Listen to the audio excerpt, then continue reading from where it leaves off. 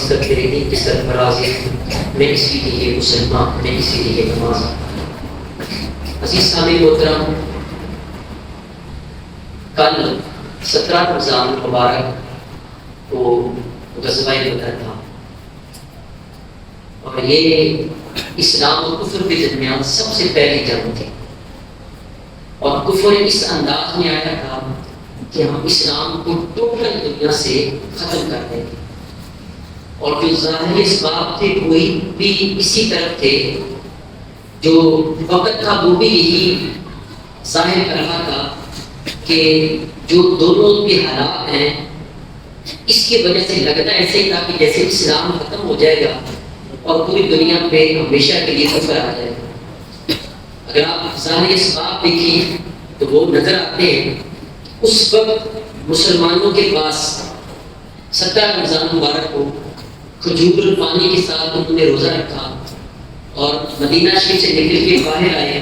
بدر کنویں کا نام ایک بندے نے کنواں کھدوایا تھا بدر کے ناطے میں، تو وہاں پہ آئے. سامان کیا تھا؟ ان کے پاس 2 گھوڑے تھے اور 70 لوگ تھے. 313 بندے تھے جن کے اندر معاذ اور محمد جیسے چھوٹے چھوٹے بچے بھی تھے، بوڑھے بھی تھے اور ان کے اندر کچھ جوان بھی تھے، بزرگ حضرات بھی تھے. یہ 313 کا لشکر ہے. دوسری طرف آپ اندازہ لگائیں کہ وہاں مکے کے بڑے بڑے نوجوان کڑک جوان جو شراب کے نشے میں دھت ہو کر جو اپنے جنگی ساز و سامان کے ساتھ پہنے ہوئے وہاں پہ آئے تھے. ادھر 2 گھوڑے تھے، ان کے پاس 100 گھوڑے تھے. ادھر 70 لوگ تھے، ادھر ان کے پاس 170 لوگ تھے. تعداد 303 گنا زیادہ، سامان بھی زیادہ، جنگی آلات بھی زیادہ. ادھر مسلمانوں کے پاس کیا تھا؟ کچھ بھی نہیں تھا. لیکن ادھر میرے رب کی طاقت ان کے ساتھ تھی، میرے رب کی مدد ان کے ساتھ تھی. اور آج غزوہ بدر کا جو صحیح منظر پیش کیا جا رہا ہے، جن کو فضائے بدر سمجھ میں آئی، میرے خیال میں پوری دنیا میں اس کو وقت فلسطین کو سمجھ آئی.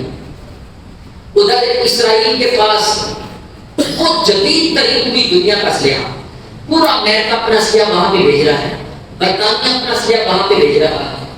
اور ادھر فلسطینیوں کے پاس کیا ہے؟ فقط صرف ایک جذبہ ایمانی ہے. اللہ تبارک و تعالیٰ نے جو قوت ایمانی کو دین ان کے پاس موجود ہے. ادھر سنائپرز کھڑے ہیں اور ادھر گلیج میں چھوٹے چھوٹے بچے روڑے لے کے کھڑے ہیں. کیا مقابلہ ان کا؟ ان کے پاس زرخیز زمینیں، ان کے پاس پوری دنیا کی قوت اور مدد ہے.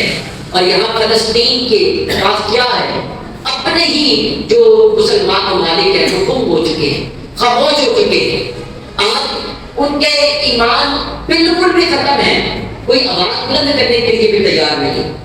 عزیز سامعین محترم، آئے آپ کے سامنے یہ جو فلسطین ہے اس کی کچھ تاریخی اہمیت آپ کے سامنے عرض کرتا ہوں، اس نظریے سے کہ ہماری نوجوان نسل کو پتہ چلے کہ فلسطین ہے کیا، یہ اسرائیل فلسطین کا جھگڑا کیا ہے. عزیز سامعین محترم، یہ جو فلسطین ہے یہ ایک علیحدہ ملک تھا اور یہ یہودی تھے، یہ پوری دنیا میں بکھرے ہوئے تھے، ان کے پاس کوئی اپنا ملک نہیں تھا. تو جب برطانیہ نے یہ ساری دنیا پہ قبضہ کیا تو اس وقت یہ فلسطین اس کو بھی اس نے اپنی کالونی بنا لیا. اور چونکہ جو فلسطین تھا اسرائیل کے جو یہودی تھے انہوں نے برطانیہ کی جنگ عظیم میں مدد کی تھی. اس بنا کے اوپر برطانیہ نے یہ وعدہ کیا کہ آپ کو علیحدہ ملک دیں گے، ایک بستی دیں گے. انہوں نے پوری دنیا کے یہودیوں کو اکٹھا کر کے فلسطین کے اندر بات کر دیا. اب اسرائیل کا وجود نہیں تھا.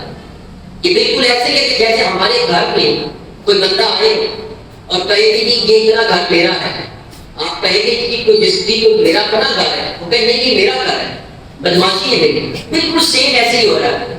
اور پھر وہاں پہ خالی گھر میں رہائش نہ کریں، آپ کے بچوں کو قتل کریں، آپ کی عورتوں کی عصمت داری کریں، ان کے ساتھ بدتمیزی کریں، تو کیا برداشت کریں گے؟ کبھی بھی ایسا نہیں ہو سکتا. اب ہوا یہ کہ نومبر 1947 کو اقوام متحدہ یونائٹڈ نیشن آرگنائزیشن نے انہوں نے بھی یہ اشارہ دے دیا کہ ہم ایک علیحدہ بستی یہودیوں کو اسرائیل کی بنانے کی اجازت دیں گے. اب مئی کے مہینے میں جو برطانیہ تھا اس کی کالونی یہ فلسطین ختم ہو جانی تھی.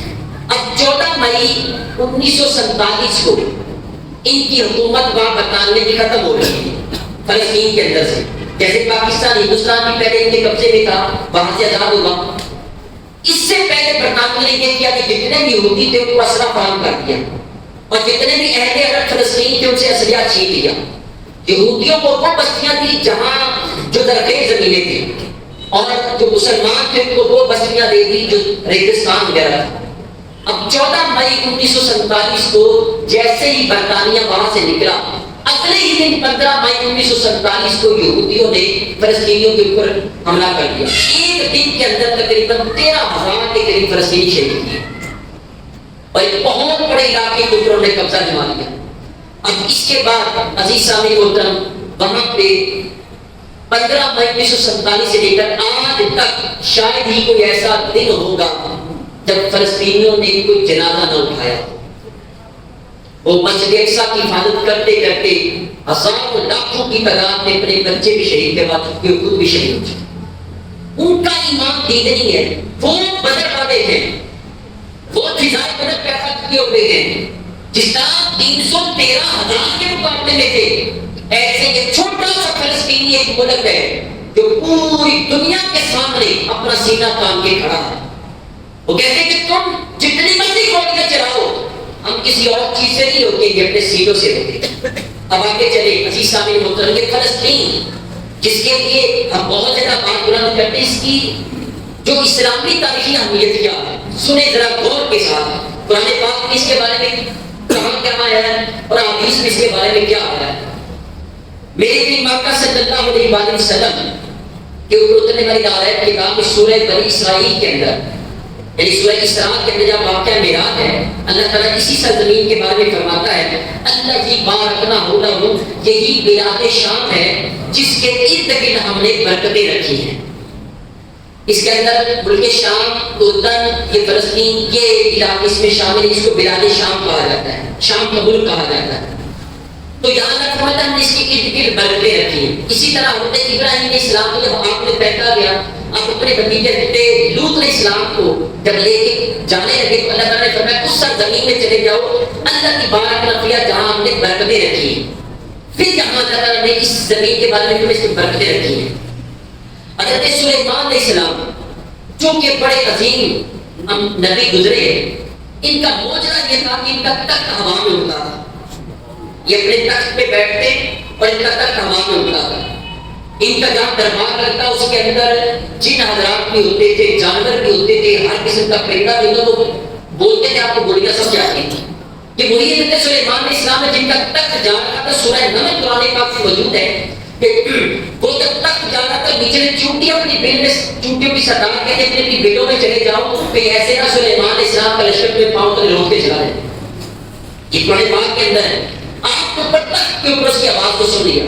یہ فلسطین کے اندر تھے, یہ بلاد شام کے اندر تھے حضرت سلیمان علیہ السلام. ان کے بارے میں اللہ تعالیٰ فرماتا ہے کہ ان کو بھی یہ کہا کہ جو تیز ہوائیں کو دے کے چلی جائے اللہ کی بارکنا فیہا, اس سرزمین کی طرف جہاں اللہ نے برکتیں رکھی ہیں, جس کے لیے برکتیں رکھی ہیں. پھر حضرت موسیٰ علیہ السلام نے اپنی قوم کو کہا کہ یا قوم ادخلوا الارض المقدسہ, اے میری قوم اس سرزمین میں چلے جاؤ جو مقدس پاک سرزمین ہے, وہ یہ فلسطین کی سرزمین ہے. یہ قرآن پاک کے اندر فلسطین کا ذکر آیا ہے. پھر عزیز سامعین محترم, یہاں اللہ نے جو برکتیں رکھی, علماء کہتے ہیں, مفسرین کہتے ہیں کہ یہاں روحانی برکتیں بھی تھیں اور مادی برکتیں بھی تھیں. روحانی برکتیں یہ کہ 1,34,000 کے قریب پیغمبروں نے یہاں مسجد اقصیٰ میں نماز پڑھی اور سینکڑوں کی تعداد میں انبیاء کی قبریں یہاں فلسطین کے اندر موجود ہیں. سینکڑوں کی تعداد میں صحابہ کرام کی قبریں یہاں پہ موجود ہیں. اور یہ کتنا اثر رہا ہے ہمارا. اس وجہ سے یہاں روحانی برکتیں اور مادی برکتیں کیا ہیں کہ یہاں نیچے پانی کے چشمے موجود ہیں. فلسطین کا جو گھر ہے وہ اللہ تعالیٰ نے اتنی اس میں مٹھاس رکھی, پوری دنیا میں ایسا پھل موجود نہیں. جو پھل اس وقت فلسطین کے اندر موجود ہے اللہ نے برکتیں رکھی. یہ قرآن کے اندر اس کے بارے میں کہا گیا ہے. اب اسے آگے چلیں گے. آج اسی رسول صلی اللہ علیہ وسلم نے اسی فلسطین کے بارے میں کیا ارشاد ہوا ہے. میرے قریب آقا علیہ الصلوۃ والسلام نے فرمایا کہ جب بھی دنیا میں کسی مسجد کو دیکھنے کے لیے تم نے زیارت کے لیے جانا ہے، سفر کرنا ہے، تو مسجد کی زیارت کے لیے خاص طور پہ جو سفر کرنا ہے وہ صرف 3 مسئلے ہیں۔ لا تشد الرحال الا الى ثلاثه مساجد، 3 مسجدوں کی طرف تم نے سفر کر کے جانا ہے زیارت کے لیے۔ وہ 3 مسجدیں کون سی؟ نمبر 1 مسجد الحرام، خانہ کعبہ، مسجد حرام و مسجد ہادہ میری مسجد نبوی، مسجد الاقصی، اور تیسری مسجد مسجد اقصی ہے فلسطین کے اندر۔ میں جب بھی جاؤ تم ان 3 مسجدوں کی طرف سفر کر کے جاؤ۔ یہاں سے میں اگر نیت کروں کہ میں مسجد اقصی جا رہا ہوں فلسطین میں، جیسے میں پہلا قدم اٹھاؤں گا فرشتے میرے لیے نیکیاں لکھنی شروع کر، میری عبادت ہے، میرا سفر کرنا بھی عبادت ہے۔ یہ اتنی عظیم مسجد اقصی ہے۔ عزیز سامنے محترم، یہ مسجد اقصی کی تاریخ کیا ہے؟ ایک صحابی رسول نے پوچھا حضور مجھے بتائیں سب سے پہلے دنیا میں کون سی مسجد بنی؟ تو حضور صلی اللہ علیہ وسلم نے فرمایا کہ المسجد الحرام، سب سے پہلے خانہ کعبہ بنایا حضرت آدم علیہ السلام نے۔ پھر پوچھا حضور اس کے بعد ثم اس کے بعد کون سی مسجد بنی؟ قال المسجد الاقصی۔ حضور نے فرمایا اس کے بعد اس دنیا کے اندر پوری کائنات کے اندر پہلا خانہ کعبہ اور دوسری اللہ تعالیٰ نے مسجد اقصی بنوائی، اور یہ بھی حضرت آدم علیہ السلام نے بنائی تھی۔ حضرت آدم علیہ السلام نے اسی کا قول کے مطابق مسجد اقصی کو بھی تعمیر کیا۔ پھر صحابی رسول نے یہ پوچھا حضور مجھے یہ بھی بتا دیں اے غیبدان نبی، آپ کو جانتے ہیں اللہ تعالیٰ نے آپ کو علم عطا کیا، صحابہ کو پتہ تھا حضور غیب جانتے ہیں، حضور یہ بھی بتا دیں دونوں کے درمیان فاصلہ کتنا تھا؟ فرمایا کم بینہ وقات سنہ، کہ خانہ کعبہ اور مسجد اقصی کے درمیان 40 سال کا فاصلہ۔ کتنا فاصلہ تھا؟ 40 سال کے بعد مسجد اقصی کو تعمیر کیا گیا، بیت المقدس کو بنایا۔ پھر عزیز سامعین محترم، اسی مسجد اقصی کے بارے میں سنیں حضرت سلیمان علیہ السلام نے کیا دعائیں کی ہیں۔ میرے قریب آقا صلی اللہ علیہ وسلم ارشاد فرماتے ہیں کہ حضرت سلیمان علیہ السلام مسجد اقصی کی تعمیر سے فارغ ہوئے، اور یہ آپ کو پتہ ہونا چاہیے کہ مسجد اقصی یہ جنوں نے بنائی تھی۔ حضرت سلیمان علیہ السلام اللہ کو پیارے ہو گیا، آپ اس طرح ٹیک لگا کے چھڑی کے اوپر ڈنڈے کے اوپر کھڑے ہو گئے۔ اسی حالت میں حالت موت میں آپ 1 سال تک کھڑے رہے، اور جو جن حضرات کو صبح شام کام کرتے رہے، صبح شام کام کرتے کرتے سلیمان علیہ السلام دیکھ رہے ہیں، لیکن آپ 1 سال پہلے اللہ کو پیارے ہو چکے تھے۔ 1 سال کے بعد ڈنڈے کو جھل لگا اور وہ ٹوٹ کے آپ نیچے گر گئے۔ پھر ان کو پتا چلا کہ یہ تو کئی ماہ پہلے اللہ کو پیارے ہو چکے ہیں۔ حضرت سلیمان علیہ السلام نے جب اس کی تعمیر کی، اس وقت 3 دعائیں آپ نے کی تھی مسجد اقصی فلسطین کے بارے میں۔ وہ کون سی؟ پہلی دعا یہ کی کہ یا اللہ مجھے ایسا فیصلہ کرنے کی قوت عطا فرما جو تیری مرضی کے مطابق، میں جو بھی فیصلہ کروں تیری مرضی کے مطابق۔ نمبر 2، اے میرے مالک و مولا مجھے ایسی مملکت سلطنت بادشاہ دے جو میرے بعد کسی کو بھی نہ دے۔ اور واقعی ایسے آپ کا جو تخت ہے وہ ہوا کے اندر اڑا کرتا ہے، آپ کے دربار میں ہر قسم کا جانور پرندہ موجود ہوتا ہے، ایون کہ جن حضرات بھی آپ کے دربار میں موجود ہوتی، ایسی بادشاہ بعد میں کسی کو نہیں ملی۔ پوری دنیا کے اوپر حضرت سلیمان علیہ السلام کی حکومت تھی۔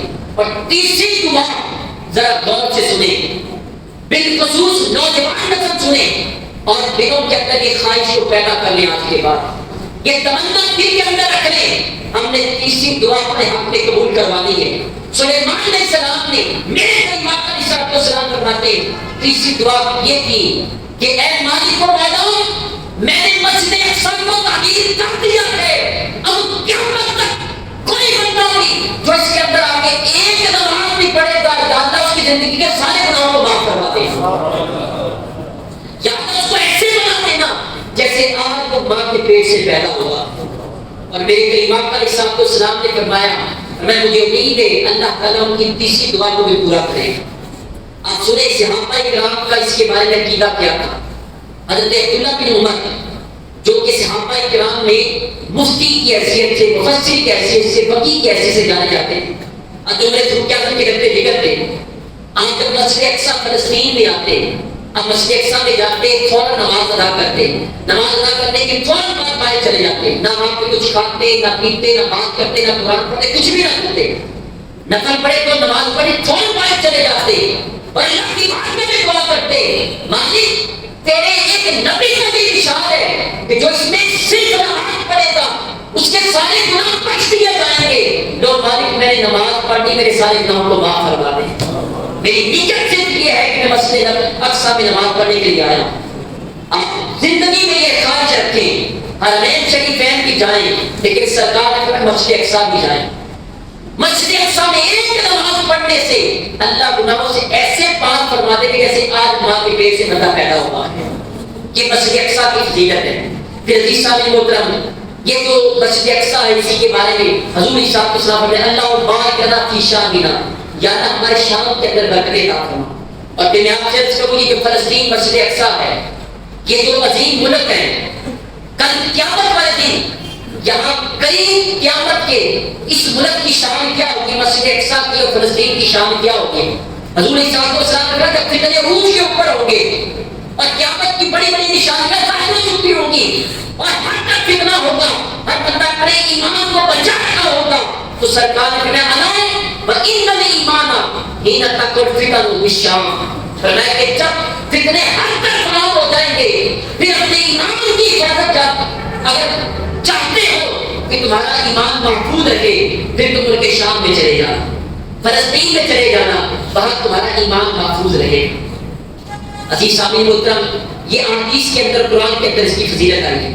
اب آئیے اس کی تاریخی حوالے سے میں تھوڑی سی اہمیت واضح کروں کہ یہ فلسطین کب یا بیت المقدس کو مسجد اقصی کو فتح کیا گیا. سب سے پہلے حضرت عمر فاروق رضی اللہ تعالیٰ عنہ آپ نے اس کو فتح کیا. اس کے بعد صلاح الدین ایوبی رحمۃ اللہ علیہ نے اس کو دوبارہ فتح کیا, اور 4000 سال کی تاریخ میں تقریباً 300-400 سال تک یہ مسجد اقصی یہ یہودیوں کے قبضے میں رہی. باقی شروع سے لے کر یہ مسجد اقصی مسلمانوں کے قبضے میں رہی, یہ مسلمانوں کی مقدس زمین رہی ہے. اور یہ یہودی اتنے ڈاک تھے, انہوں نے انبیاء علیہ السلام کو بھی شہید کیا, حضرت یحییٰ علیہ السلام, حضرت زکریا علیہ السلام کو بھی شہید کیا, حضرت عیسیٰ علیہ السلام کو سولی پہ لٹکانے کے لیے یہی لوگ تیار تھے. اس لیے یہ رابطہ درگاہ ہو گئے, اللہ تبارک و تعالیٰ نے ان کو رد قرار دے دیا. اب عزیز صاحب محترم, یہ جو مسجد اقصی ہے موجودہ جو ہے, اس کو پہلے حضرت ابراہیم علیہ السلام, حضرت آدم علیہ السلام نے تعمیر کیا, پھر حضرت ابراہیم علیہ السلام نے تعمیر کیا, اور اس کا جو رقبہ ہے تقریباً 1,44,000 مربع میٹر کے اوپر یہ مسجد ہے. اس کے 14 دروازے ہیں, جن میں سے 5 دروازے صلاح الدین ایوبی رحمۃ اللہ علیہ نے کسی حکمت کی بنا کے اوپر بند کر دیے. اب اس کے 9 بڑے بڑے دروازے ہیں. اتنی بڑی مسجد ہے جس میں 1,34,000 کے قریب انبیاء نے نماز ادا کی ہے, اور حضور صاحب کو ساتھ اس کی امامت کروائی ہے. اور پھر آپ کو یہ بھی عرض کر دوں کہ اس مسجد کے 2 مین حصے, ایک مسجد القبلی ہے اور ایک الصخرۃ الکبریٰ ہے, اور قبۃ الصخرہ ہے. جو پہلی اس کی ہے مسجد القبلی, یہ وہی ہے جہاں پہ عمر فاروق نے جب پہلی مرتبہ مسجد اقصی کو فتح کیا, یہاں پہ آپ نے نماز ادا کی, اور پھر یہاں مین اسی جگہ محراب بنایا گیا, اور وہاں اس طرف کھڑے ہو کے قبلہ شریف کی طرف منہ کر کے نماز پڑھی جاتی ہے. یہ اصل مسجد اقصی ہے. اور جو آپ کو تصویر کے اندر وہ سنہری گنبد دکھائی دیتا ہے وہ مسجد اقصی نہیں ہے, وہ القبۃ الصخرہ ہے. اس قبۃ الصخرہ کی شان یہ ہے کہ جب حضور صاحب معراج پہ جانے لگے تو مکہ شریف سے براق کے اوپر بیٹھے یہاں پہ آئے, اسی جگہ کے حضور صاحب نے اپنے براق کو باندھا تھا. تو اس کے اوپر بعد کے جو تابعین ہیں لوگوں نے یہاں پہ سنہری گنبد بنا دیا, یہ القبۃ الصخرہ ہے. پھر عزیز صاحب محترم, مسجد اقصی کو کب تباہ کرنے کے لیے یہودیوں نے کوشش کی. 1969 کے اندر ایک شخص تھا مائیکل نامی, اس نے خفیہ طریقے سے مسجد کے اندر گھسا اور گھس کے اس نے مسجد کے اندر آگ لگا دی. جیسے اس نے مسجد کے اندر آگ لگائی تو ادھر اسرائیلی یہودیوں نے وہ پانی کی بڑی بڑی پائپ لائنیں بند کر دی, اور فلسطینیوں نے ڈولوں کے ذریعے, بالٹیوں کے ذریعے لائنیں بنا کے وہاں آگ کو بجھایا. اب یہ مسجد اقصی پہ قبضہ کیوں کرنا چاہتے ہیں؟ وجہ یہ ہے کہ کیوں یہ مسجد اقصی کے قابل بنے ہیں, فلسطینیوں کو وہاں سے نکالنا کیوں چاہتے ہیں. اور ان کا ایک عقیدہ ہے, عقیدہ کے کہتے ہیں یہ ہیکل سلیمانی کی جو آثار ہیں وہ مسجد اقصی کے نیچے پڑے ہوئے ہیں. اسی بنا کے اوپر 9 مرتبہ مسجد اقصی کے نیچے سے کھدائی ہو چکی ہے. کہتے ہیں نیچے سے یہاں ہیکل سلیمانی موجود ہے, تو لہٰذا ہم اس کو کھول کے نکالیں گے، دنیا کے سامنے یہ دعویٰ پیش کرتے ہیں۔ یہ بالکل اسی طرح ہے جس طرح آپ کو پتہ ہے بابری مسجد کو شہید کیا گیا، ابھی پچھلے دنوں مودی نے وہاں بہت بڑے مندر کا افتتاح کیا ہے، اور وہ مندر کی ابتدا اسی طرح ہوئی، کسی ہندو نے یہ خواب دیکھا کہ یہاں پہلے مندر ہوا کرتا تھا، لہذا خواب کو سچ کرنے کے لیے بابری مسجد کو شہید کر دیا گیا، اور پوری دنیا کے مسلمان بالکل خاموش ہیں۔ آپ سن کے حیران ہوں گے کتنے مسلمان موجود ہیں، 1.25 ارب کے قریب مسلمان اس دنیا میں موجود ہیں، خالی بڑا ایشیا کے اندر 1 ارب مسلمان موجود ہیں، 57 کے قریب مسلمان ممالک پوری دنیا میں موجود ہیں، لیکن کوئی ایک ملک بھی فلسطین کے لیے آواز بلند کرنے کے لیے تیار نہیں۔ یہ پیچھے دنوں کہا جا رہا تھا، یہ ترکی نے بہت بڑے بڑے عظیم ڈرامے بنائے، ارطغرل غازی، عثمان غازی جیسے بنائے، ہم نے یہ سمجھا کہ یہ ہماری آواز بنے گی۔ اب کہاں گئے تو یہ نوجوان، میں تو بڑا حیران ہوں، اس کی آواز بھی نہیں کرے گی، کوئی آواز بلند نہیں کر رہا، بچے قتل کیے گئے، شہید ہو رکھے گئے، ہزاروں کی تعداد میں ہمارے بچے شہید ہو چکے ہیں، عورتیں دیکھا ہو چکی، کھلے آسمان تلے بچے سونے میں مجبور ہیں۔ یہ پیچھے دنوں ڈاکٹر، وہ ایک ڈاکٹر کا ایک بیان آیا، الویہ اس کا نام تھا، وہ اکاڑے کی رہنے والی اور کینیڈا کے اندر وہ آباد ہے، کہتی میں نے وہاں یہ دعویٰ کیا کہ آپ ہمیں جو ڈاکٹر کی ٹیم ہے وہ وہاں پہ بھیجیں تاکہ زخمیوں کا علاج کریں۔ جب سیلاب آتا ہے، جب زلزلہ آتا ہے، جب جنگ ہوتی ہے، تو جو سلامتی کونسل ہے ان کی طرف سے اجازت ہوتی ہے کہ وہاں جا کے یو کی طرف سے آپ علاج کریں۔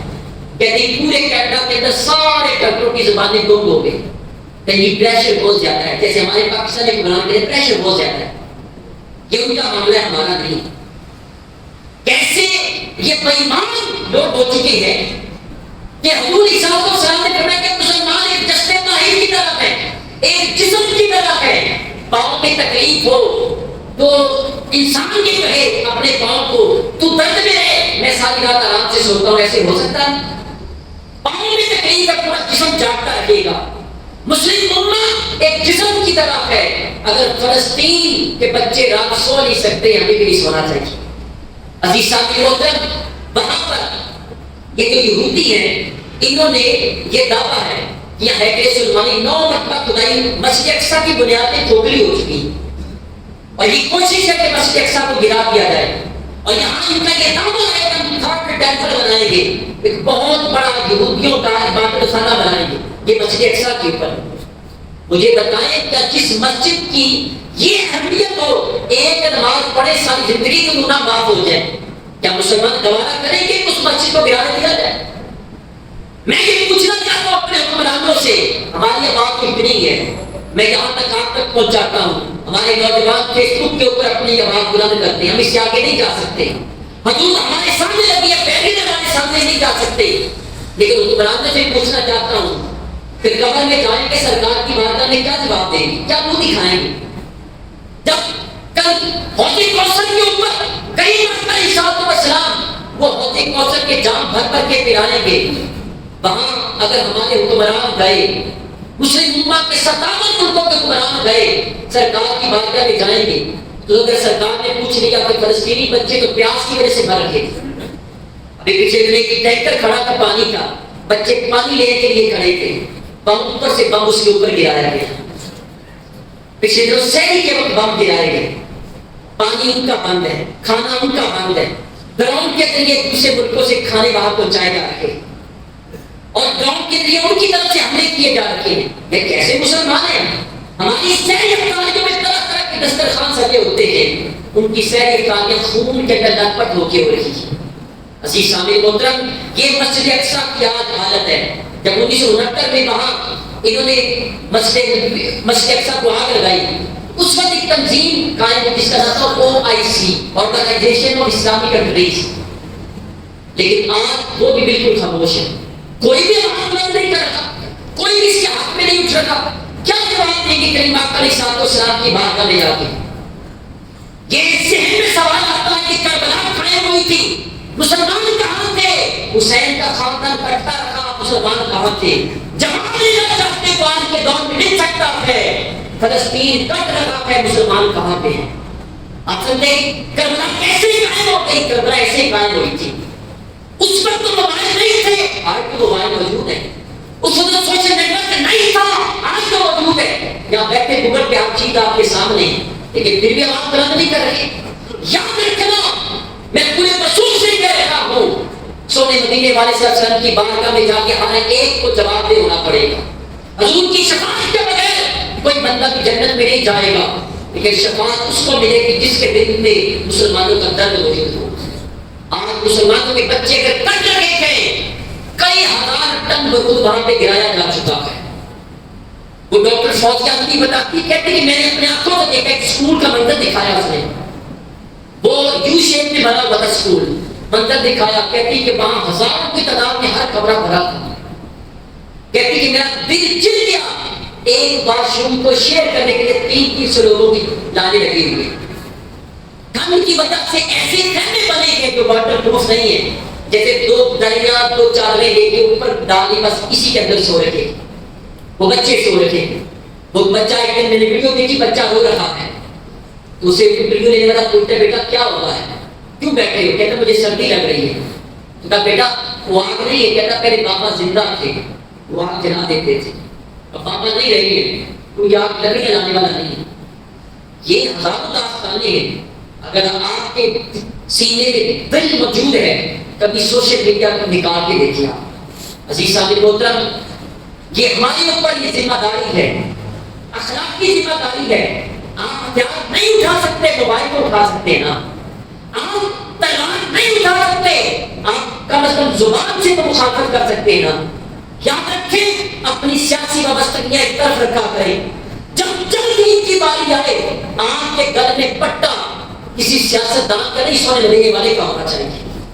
آپ نے مرنے کے بعد قبر میں کریم آقا کے سامنے جانا ہے، کسی سیاسی لیڈر کے سامنے نہیں جانا. خدا کسی کے ساتھ ہماری مخالفت نہیں ہے. ہماری مخالفت صرف کفر کے ساتھ ہے، ہماری ہمدردی صرف اسلام کے ساتھ ہے. اللہ تعالیٰ کی بارگاہ میں دعا ہے، اللہ تعالیٰ ہمیں ہر لحاظ سے فلسطینی بھائیوں کی مدد کرنے کی توفیق عطا فرمائے. ہمارے لیے